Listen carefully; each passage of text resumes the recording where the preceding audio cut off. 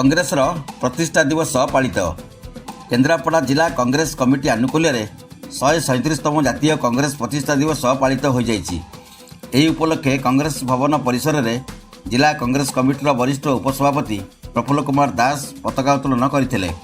पूर्वतन मंत्री गणेश्वर बेहरा, पूर्वतन विधायक चिन्मय प्रसाद बेहुरा, वरिष्ठ कांग्रेस नेता शरद कुमार बेहुरा, प्रदेश कांग्रेस पर्यवेक्षक तथा जगतसिंहपुर पौरपालिकार पूर्वतन नगरपाल विप्लव चौधरी प्रमुख जातिर पिता महात्मा गांधी प्रतिमूर्ति में माल्यार्पण करते।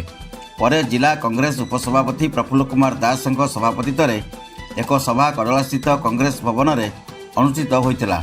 पूर्वतन मंत्री श्री बेहरा वक्तव्य में जातिर कांग्रेस गठन और से भाग नहीं स्वाधीनता संग्राम ह्रास दे भारतवर्षर जनगण को स्वाधीनतार स्वाद चाखिबार आनंद विषय आलोकपात करते। अन्य मानक मध्य विभ्रांशु शेखर लेंका, युव कांग्रेस सभापति सत्यप्रिय सामल, पर्यवेक्षक श्री चौधरी, पूर्वतन पौराध्यक्ष मोहम्मद अकबर अली, मुख्तार खां, धरणीधर सुवार, परवेज अख्तर, सर्वेश्वर सेठी, संध्याराणी राउत, अमूल्य प्रधान, मलय दास, विजय पंडा, उमेश पाढ़ी, चित्रसेन परिड़ा, कवीन्द्र सामल, कलेश कर, कुमार चंद्र बड़, संग्राम पुष्टि, हरेकृष्ण नायक, गोपाल कृष्ण जेना प्रमुख यह कार्यक्रम में योगदान करते।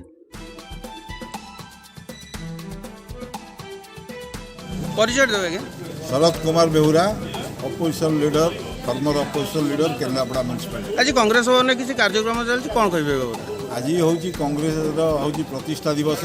ये हूँ 139तम प्रतिष्ठा दिवस। से समस्त कांग्रेस लोक मानू, कांग्रेस बंधु मानू, ओडिशार जनसाधारण मानू नमस्कार जनाऊँगी, बधाई जनाऊँगी, हार्दिक अभिनंदन जनाऊँगी। बंधुगण, आपण मैंने समस्ते जानी जे कांग्रेस हूँ एक महान दल। कांग्रेस दलर हूँ ऐतिह्य अच्छी, परंपरा अच्छी, आभिजात्य अच्छी। तेणुक कांग्रेस ए देश को स्वाधीन करथिला।